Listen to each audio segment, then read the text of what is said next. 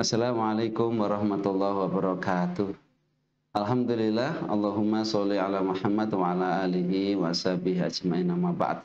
Sahabat IKD yang dirahmati Allah Subhanahu wa taala, berbahagia pada kesempatan kali ini kan saya menyapa sahabat-sahabat IKD, Bapak Ibu kaum muslimin dan muslimat, anak-anakku semuanya.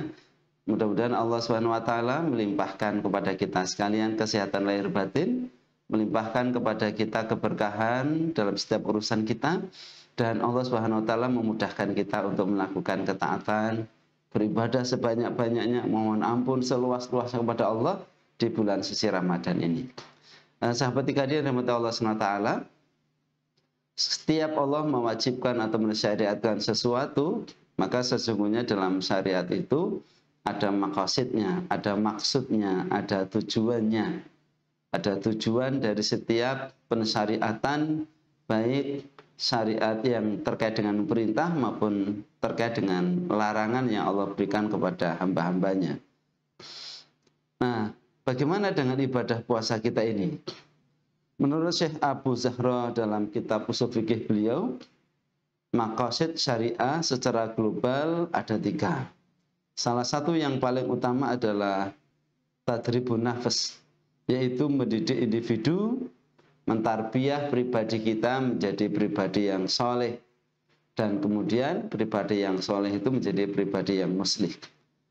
Tadribun nafas yaitu mendidik atau menjadikan setiap individu menjadi baik, menjadi soleh, dan menjadi pribadi yang nafi'un li ghairihi, hidupnya bermanfaat buat orang lain. Hidup yang bermanfaat buat orang itu bagaimana? Hidup yang senantiasa mengalirkan kebaikan kepada orang lain, hidup yang senantiasa mengalirkan kemanfaatan buat orang lain dalam segala sisi kehidupan yang kita jalani, dan jika tidak bisa memberikan kebaikan kepada orang lain, maka minimal jangan pernah mendolimi atau menimpakan keburukan kepada orang lain. Sahabat IKD Allah SWT, mari kita perhatikan ibadah utama yang menjadi rukun Islam kita. Yang pertama mulai dari sholat. Bagaimana sholat menjadi taradibun nafas, menjadi tarbiyah dalam mendidik pribadi kita menjadi pribadi yang soleh. Allah Subhanahu wa taala berfirman, inna sholata tanha anil faksha'i wal munkar. Jadikanlah sholat, karena sesungguhnya sholat itu mencegah dari perbuatan keji dan mungkar. Oleh karena itu, sholat yang khusyuk, kata Imam Ghazali, bisa dilihat dari setelah takbir dan salamnya, bukan ketika antara takbir dan salamnya, tetapi kekhusyuan seseorang bisa dilihat setelah takbir atau ihram dan salamnya, bagaimana warna kehidupannya terwarnai oleh nilai-nilai sholatnya, yaitu sholat yang mampu menghadirkan seseorang mencegah dari perbuatan keji dan mungkar.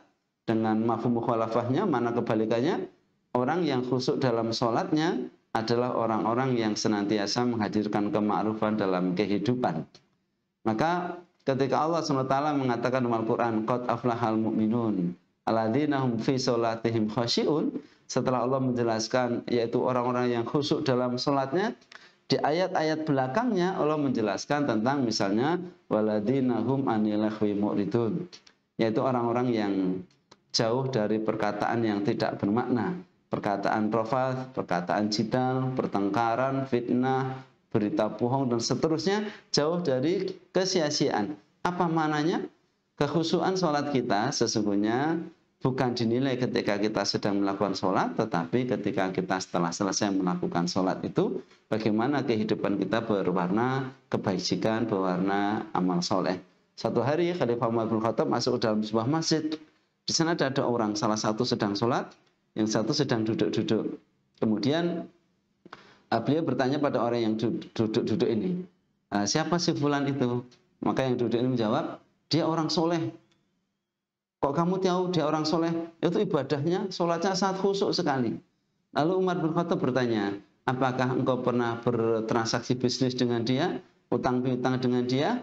Orang itu menjawab, belum pernah. Aku melihatnya hari ini dan aku melihat sholatnya sangat khusyuk. Maka kemudian Umar bin Khattab mengatakan, kamu dusta.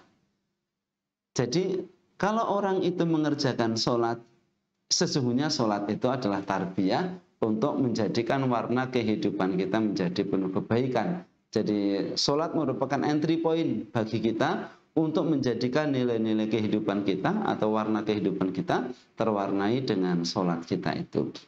Kemudian misalnya lagi tadribun nafas dalam zakat. Kita lihat misalnya dalam surah Taubah 103, Allah Subhanahu wa taala berfirman, "Khudh min amwalihim shadaqatan tutahhiruhum wa tuzakkihim biha wa sholli alaihim." Ambillah zakat dari sebagian harta mereka, dengan zakat itu kamu membersihkan dan mensucikan mereka dan doakan mereka. Dalam haji misalnya, dalam haji Nabi mengatakan tidak ada balasan yang layak bagi orang yang melakukan haji umroh ilal jannah kecuali surga. Sahabat bertanya, wahai Rasulullah, seperti apakah ciri-ciri orang yang haji mabrur itu? Nabi menjawab, orang yang haji mabrur itu memberi makan dan berbicara dengan santun dan halus. Apa maknanya? Ibadah itu akan membekas dalam kehidupan kita sehari-hari, memiliki akhlak yang mulia.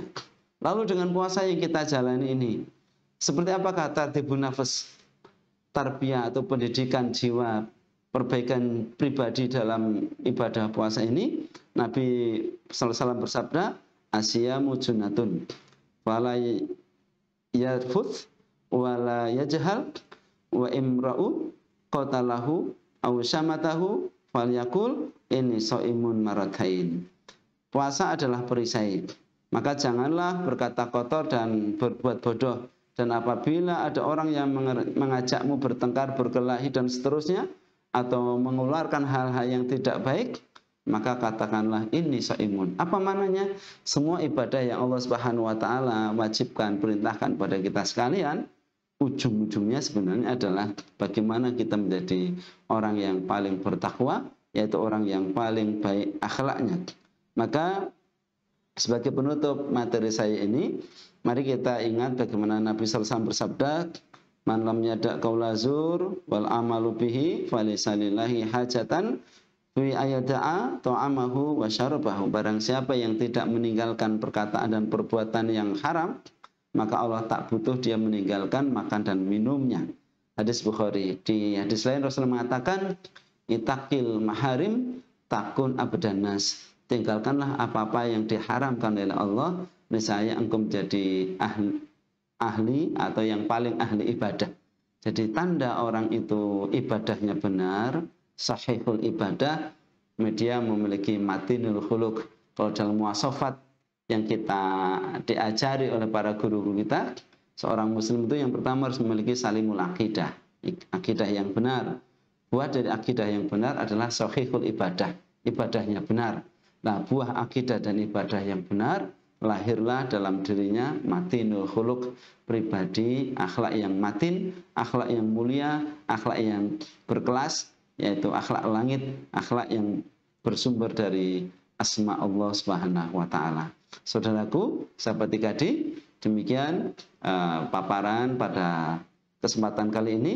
Mari kita jadikan Ramadan ini bulan tarbiyah tadribun nafas, proses kita melakukan perbaikan diri menjadi pribadi la'alakum tattaqun sebagaimana yang Allah kehendaki, agar kita menjadi orang-orang yang fid dunya hasanah wa fil akhirati hasanah wa qina adzabannar. Wa humikum, selamat berpuasa dan selamat menikmati jamuan Allah di bulan suci Ramadan. Assalamualaikum warahmatullahi wabarakatuh.